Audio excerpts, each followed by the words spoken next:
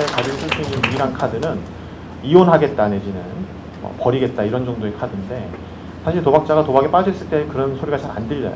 그래서 도박자가 상담을 왔을 때 탈락률이 굉장히 높죠.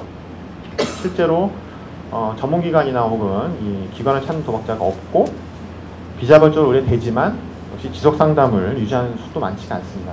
예전에는 도박 중독자만 잡아야 된다고 생각을 했어요. 도박 중독자가 탈락하면 좌절하고 어떻게든지 끌어들이려고 하고 그랬었는데, 어느 순간에서는 그만큼 중요한 게 가족을 놓치지 않는 겁니다. 가족은 사실은 문제의 삶이 아닌데 우리가 가족을 놓치면 안 될까요? 왜냐하면 가족이 여러 가지 역할을 할 수 있어요. 준치료자 역할을 할 수 있죠. 일주일에 한 번밖에 상담자는 도박 중독자를 안 보지만 가족은 나머지 6일하고 23시간을 보게 됩니다. 그래서 상담자를 만나지 않은 시간에 도와줄 수 있는 건 가족밖에 없어요. 게다가 가족을 계속 상담하고 있다면 도박자가 조기 탈락했어도 다시 이 사람의 문제의식을 갖게 되는, 우리가 흔히 얘기하는 바닥을 쳤을 때 다시 상담 장면으로 돌아오게 올 수 있는 교두보가 되죠. 그래서 그런 교두보의 역할을 하기 위해서라도 가족을 계속 유지하는 게 되게 중요합니다. 대부분의 도박자는 해야 하는 것에 대한 생각이 없어요. 하지 말아야 되는 것, 도박을 하지 말아야 되는 것, 거짓말하지 말아야 되는 것에 대해서만 생각을 한단 말이죠. 근데 상담자도 역시 도박자의 생각에 동의해서 어떻게 하면 도박을 하지 않을 것에 대해만 초점을 맞출 수 있는데, 그러시면 안 되고 해야 하는 것의 영역에서 생각해야 됩니다. 어떤 측면에서 도박을 하지 않을 때 혹은 도박을 하지 않으려고 할 때 이 사람이 남아있는 부분들 뭘 하는지를 물어보면 아무것도 없어요. 아무것도. 취미도 없고, 이 사람의 인생에서 도박을 딱 빼고 나면 남아있는 게 아무것도 없습니다. 가족 간의 신뢰도 그렇지만 하다못해 여가 생활도 없고 삶의 의미도 없고 행복에 대한 어떤 경험도 없고 아무것도 없습니다. 그죠? 도박을 해서 크게 땄을 때 어떤 짜릿함, 거기에 대한 기억, 올라간 도파민 수치만 있을 뿐이지 도박을 제외한 나머지는 그냥 껍데기예요. 껍데기. 자, 그럼 어떻게 하죠? 그 껍데기인 사람을, 그 허전함과 빈 공간을 뭘로 채우죠? 자극주기적인 도박자에게서도, 자극추구형 도박자에게서 도박을 뺏고 나면 물론 여러 가지 과정을 거치지만 이 사람이 정서적인 위험 회피형 도박자로 갈 수밖에 없어요. 왜? 껍데기밖에 없고 아무것도 없단 말이에요. 이 사람의 정서를 다루는 것도 중요하지만 이 사람이 다음 상담에 나를 만나러 올 때까지 뭘 했느냐에 되게 초점을 맞추셔야 돼요.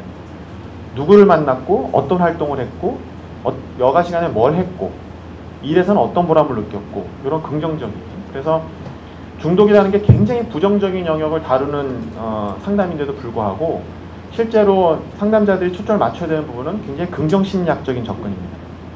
도박을 다룰 때 단도박이 우리의 궁극적인 목표는 아니지만 단도박 기간을 설정하는 건 중요합니다. 그래서 단도박 기간을 설정하려면 당연히 도박 얘기를 해야 돼요. 도박을 하거나 안 하건 당신의 문제인데 만약에 안 하고 싶으면, 하고 싶지 않다면 기간을 설정하자. 단도박 모임에서 어떻게 얘기해요? 오늘 하루만. 오늘 하루는 하지 않는 거를 목표로. 내일도 오늘 하루만. 그래서 도박을 하지 않는 기간을 하루하루 쌓아나가면 그게 이제 평생이 되는 거죠.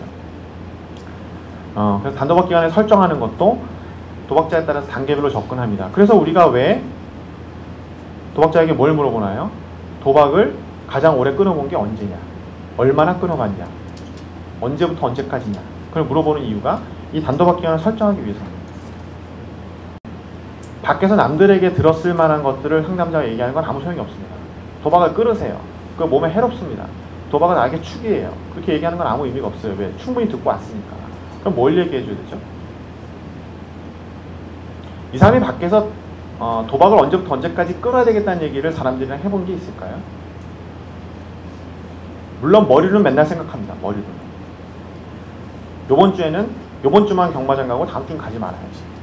카지노를 크리스마스 이브까지만 딱 가고 그 이후는 가지 말아야지. 설정합니다. 그러나 그걸 누구하고 상의하거나 협상하지 않아요. 입 밖으로 낸 적이 없습니다. 그걸 상담자와 함께 입 밖으로 내서 가시적으로 설정하는 건 굉장히 중요해요.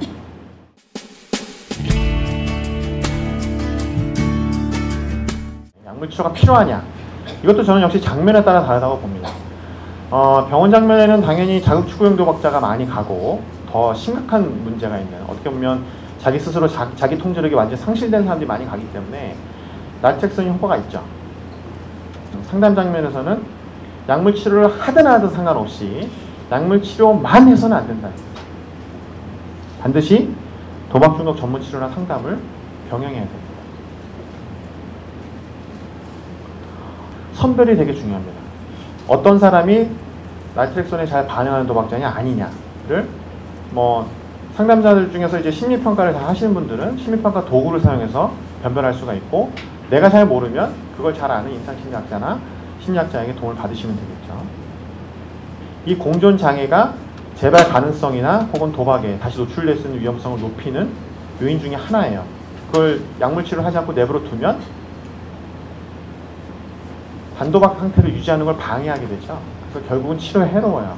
결국은 약물 치료를 적극적으로 고려하실 필요가 있고, 특히 공존 문제가 심각한 경우는 반드시 약물 치료를 병행하셔야 됩니다. 치료 기법들의 치료적인 기법 효과를 메타 분석해서 어떤 게 가장 효과적이냐 뭐 이렇게 막 냈는데 사실 효과가 하나도 없게 나왔어요. 더 웃긴 건 도박 중독에서는 자발적인 회복이라는 게 있죠. 스판티니어스 리커버리. 그러니까 아무 치료도 안 하고 냅뒀어요. 그냥 냅둬도 좋아지는 사람이 있죠. 그 사람들도 비슷해요. 그게 무슨 얘기예요? 냅둬도 뭐 예를 들어서 10명 중에 4명이 냅뒀더니 좋아졌어요. 그 치료를 열심히 했어요. 그래도 10명 중에 4명이 좋아지는 거예요. 그럼 치료해야 돼요? 말아야 돼요? 냅둔 거나 치료한 거나. 그러니까 항암 치료를 해도 살고 냅둬도 살았어요. 그럼 해야 돼요? 말아야 돼요? 이처럼 치료 기법의 효과가 별로 유의미하지 않았다. 그래서 도박자 개개인에게 맞는 절충통합적인 일종의, 저희는 그런 얘기 많이 합니다. 맞춤형, 테일러드, 그 도박자에게 잘 맞춰서 접근해야 된다. 왜냐하면 어떤 도박자에게는 어떤 치료적인 기법이 더 효과적인 건 있습니다. 분명히.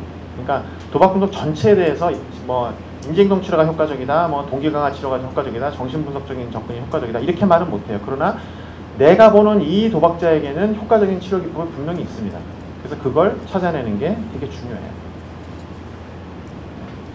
특히 이제 중독적인 기질, 뒤에서 이제 심리평가 얘기해서 잠깐 말씀드리면, 중독적인 기질이 높은 분들은 그 교차 중독의 가능성이 되게 높거든요. 그러면 긍정적인 활동을 줬을 때 오히려 거기에 중독돼서 또 다시 뱅글뱅글 도는 그런 시프팅하는 그런 효과가 나타납니다. 그래서 밸런스를 맞추는 게 되게 중요해요. 뒤에서도 제가 말씀드리겠지만 도박 중독에서 빠져나온 걸 우리가 어떻게 아냐 하면 삶의 균형점을 잘 유지하느냐가 되게 중요합니다. 동기 강화 상담은 반드시 하셔야 됩니다. 그거는 중독의 뿌리에 해당하는 부분이라서 동기 강화 상담에 대해서 숙지하고 계시지 않으면 중독자를 보기가 되게 어려워요.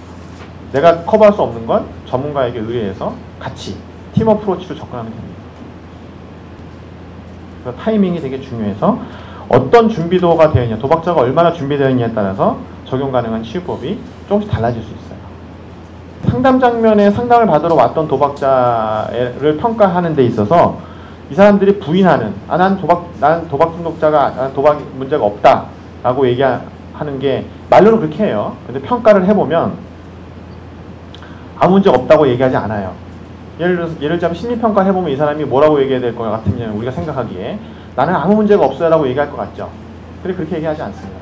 심리검사를 해보면 다 문제가 있다고 해요. 솔직하게 체크를 합니다. 5% 정도의 문제의식을 갖고 들어오는 거죠. 그게 심리평가에 그대로 반영이 됩니다. 그래서 저는 도박 중독을 판단할 때 이 두 가지가 깨져 있으면 진단 도구를 사용하지 않고도 도박 중독자라고 볼 수 있다. 첫째, 삶의 균형이 깨져 있다. 아까 얘기했던 밸런스가 깨져 있는 거죠. 압도적으로 도박에 의존하는 정도가 높아져 있죠. 또 하나는 전환이 안 돼요. 그래서 이 두 가지의 문제가 있으면 중독 상태로 의심해야 된다. 그렇게 말씀을 드릴 수가 있겠습니다. TCI와 MMPI 같은 검사를 조합해서 추천을 하고요. TCI로 기질 성격을 파악하고 MMPI로 심리 상태를 조합하게 되면 초기 해야 되겠죠. 당연히 하기 싫어하니까 도박자가. 자, 상담은 뭐 단기와 장기로 나눌 수 있는데 가능하면 궁극적인 목표를 달성할 수 있는 장기에 맞춰야 되지만 현재 상태가 단기 중심으로 점점 상담의 트렌드가 바뀌어가고 있기 때문에 사실 저도 단기 상담에 맞춰서 도박 중독자 상담해 본 적이 별로 없습니다.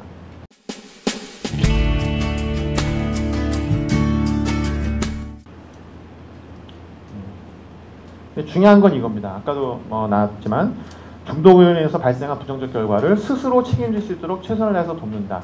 이 원칙이 가장 중요해요. 그래서 이건 가족들한테도 저희가 강조해서 말씀드리고 상담자도 이 원칙을 따라야 되고 도박자한테도 그 얘기를 합니다. 당신이 도박 때문에 생겼던 결과의 책임을 반드시 당신이 져라. 그래서 우리가 빚을 갚아주면 안 된다는 얘기가 나오는 거죠. 그리고 돈 문제는 꼭 다뤄줘야 됩니다.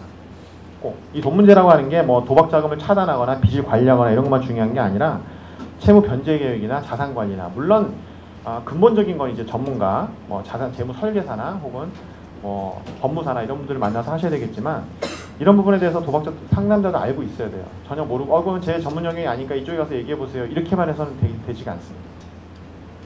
상담 종교는 어떻게 가늠할 수 있느냐?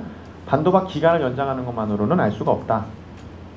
또 하나 이제 실수하고 재발하고 구분을 하실 필요가 있는데 실수는 당연히 있죠. 좋아지다가 한번 떨어지고 다시 좋아지다가 한번 떨어지고 이게 실수입니다. 근데 구덩이에 빠졌던 사람이 기어 올라가는 걸 생각하시면 되죠. 처음에 올라가다가 미끄러지면 어때요? 조금 미끄러지죠. 근데 올라가다 다시 미끄러질 때는 더 많이 미끄러져요. 왜? 힘이 빠지기 때문에. 그리고 결정적으로 도박에서 나아져야 되겠다고 하는 동기가 없어지게 됩니다. 그냥 자포자기 상태에 빠지게 돼요. 그래서 실수는 재발과 다르지만 그 실수를 방치하는 건 해롭다. 그래서 반복된 실수가 재발로 연결되지 않도록 도와주는 게 되게 중요하고요. 첫 번째 실수가 왔을 때 그게 굉장히 중요한 재발로 연결되는 걸 막을 수 있는 기회라고 생각을 하셔야 되고 특히 상담을 종결한 이후에도 제가 강조하는 것 중에 하나가 뭐냐면 실수를 하게 되면 반드시 와야 된다.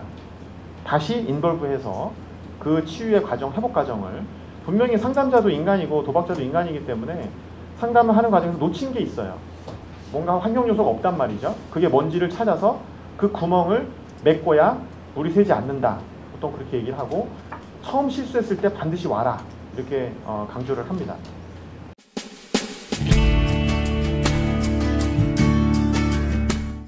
이 가족들, 특히 이제 아동이랄지 또 그 배우자랄지 이런 분들을 위해서 어떤 상담 프로그램이 좀 이펙티브할지 그런 점을 좀 말씀해 주시면 감사하겠습니다.